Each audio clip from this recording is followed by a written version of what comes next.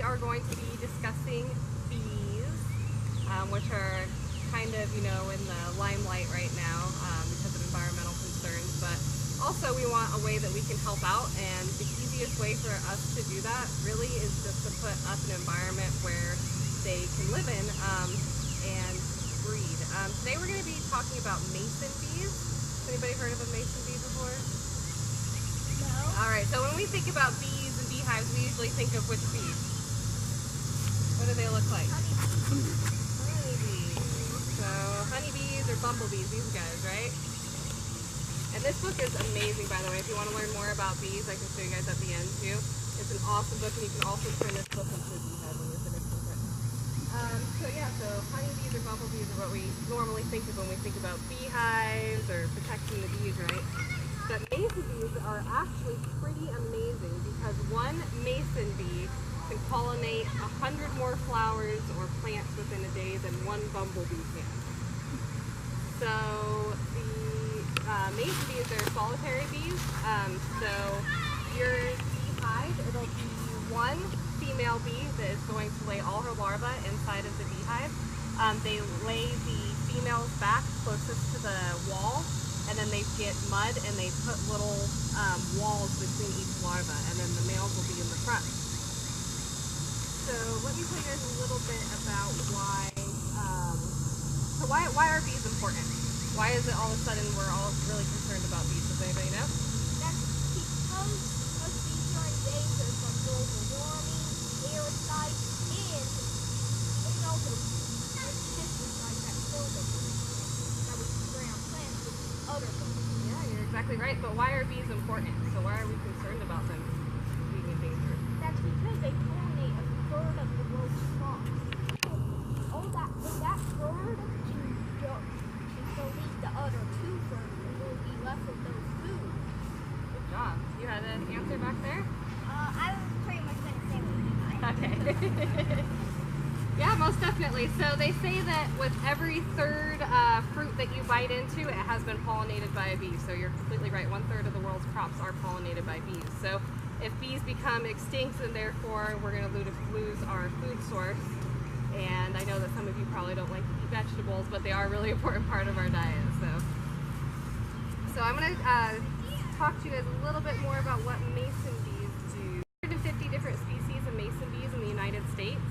One is the blue orchard mason bee, which you guys have probably seen. It kind of gets iridescent in the light like those flies do, but it's a little bit wider, and you can tell that it's a bee compared to a fly. So that's probably what most of you will have when you do get mason bees. There's also a carpenter bee and the mud daubers. I don't know if you guys have heard of those before.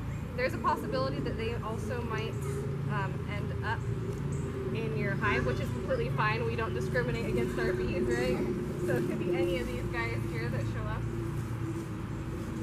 And there's also a way to harvest your mason bees if you are really into keeping your same year after year having the same colony, and I can talk to you more about that, but they're completely fine if you just have one in your houses. You leave it up for the season, and then by next spring, just make a new one because it'll get kind of soggy inside and the larvae and all that stuff. So also, does anybody know how a bee does pollinate?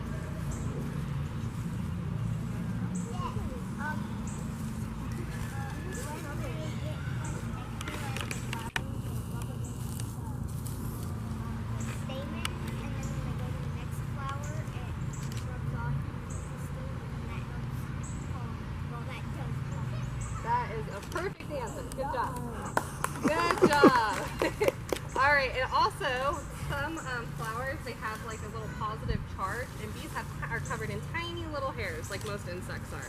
So when they get close to a flower that is ready to be pollinated, their hairs will stand up on them and they know exactly what flowers to go to.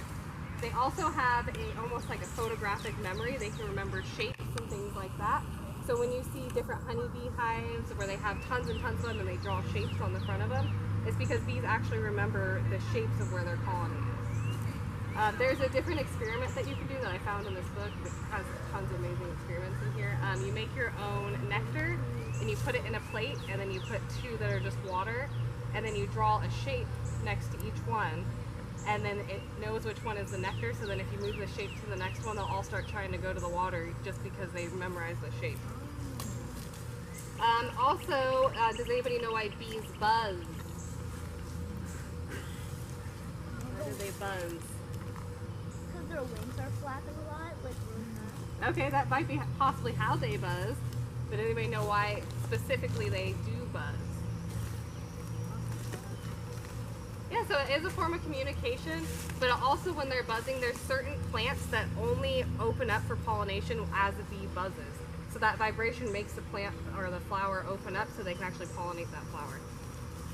We have different herbicides and pesticides, different things that you can use in this book, natural ones, so you're not contributing to the factor of why they're becoming endangered.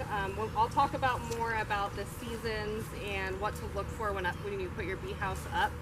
But the most important thing with our bee houses after we make them and you take them home, make sure they're not swinging, so it's not something you put on a string. You want to make sure it's high enough up in a tree, and you can wedge it between a branch and the stump almost, but you don't want the wind to be blowing it all around, because they'll stay in there and they will, I'll come back to harvesting them if you want to, but you can just leave them in there. But there are some people that harvest them at the end of the season. They'll open up the paper rolls that we're making, and you can wash off any of the nasty stuff that's on their bodies, and then you can put them in the fridge. And then when springtime rolls around again, you take out the brown bag and you can open it up and they'll all start hatching. So it helps with pests if you do it that way, but most of them will be okay if you just leave it in the tree throughout the season, especially in Florida because we don't usually have super cold winters. All right, so this is a representation of what we see as a flower and what a bee sees.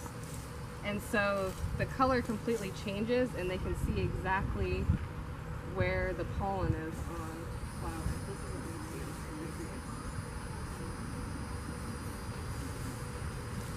see. Of where to put your bee house. So after you build a home for your bees, you need to put it in the right spot to attract them and entice them to stay. Mason bees need the warmth from the sun rays to reach the interior temperature of 80 degrees, but you also don't want to put it in direct sunlight so it scalds the bees because they're already in a tin can. And I'll show you my example. I actually put a piece of paper around mine just so the sun, when it hits it, it's not going directly to heat up the whole can. I'll let you guys pass it through so you can see what we're doing.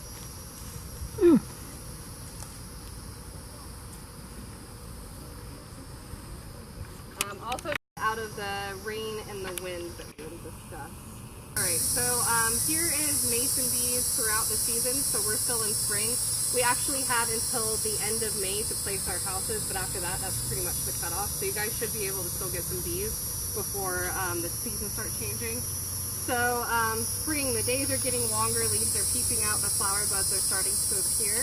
When the temperature hits the low 70s for a few days in a row, spring is springing. Keeping an eye on the blossoms of trees in your area if they're budding. So think about all the different plants that they could be potentially pollinating around. If you have flowers in your yard or plants in your yard, they're probably going to really be attracted to that. And you're probably going to get more bees than somebody that lives in a rural area or just has grasses around. Summertime, it does take the mom bee, I think it's a month and a half or 2 months to lay all of her larvae. She has a lot of larvae, and as soon as she's done laying them, she actually dies, which is really sad, but that's the cycle of life, right? But she can have, I think it's up to 300, and she actually gets to choose which ones she wants to be male and which ones she wants to be female. So she's going to make more female than the male, so when you go to actually look into it after the season's over, they might be way in the back, because those are the females, and you might not see them at first. If you do harvest them, wait till spring is over, and I think midsummer is when you can start harvesting them. I'll have to double check. When you open it up, they're in the back, and like I said, you can wash them off and you can put them in your fridge if you want to, or you can just leave them like that. But sometimes if you get a flashlight, you can shine them back and see them all in the back of it. If there is we did have a couple of cold days this year. These are pretty small, so you could take it inside for that night if you wanted to. Just like your plants, when you cover your plants, just pick your little bee house up and bring it inside with you, and then put it back out when it starts warming up a little. But luckily, you know, we are in Florida, so they should be all right. All right, so I'm gonna go ahead and get you guys started on this because it's a little bit time consuming. And then this is what you're gonna roll the paper with.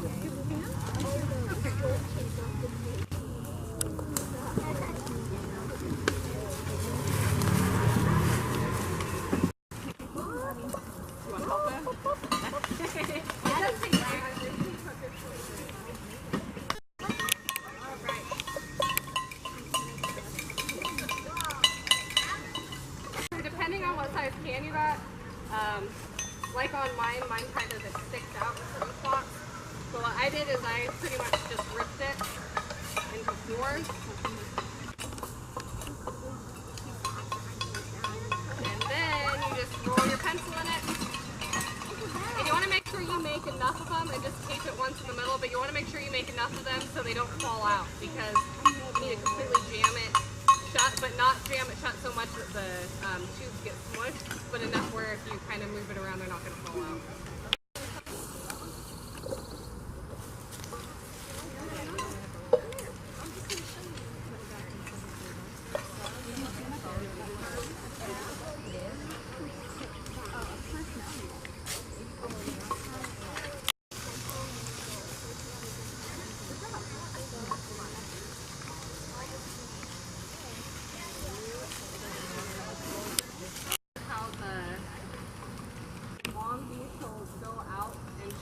She lays one larva, so she'll make sure it has plenty of food, and then put the larva within the food, and then go and get huge mouthfuls of mud and put water. And it's really awesome because with habitat shrinking and everything else, to just have some place, and then they'll actually come back year after year, and just continuously come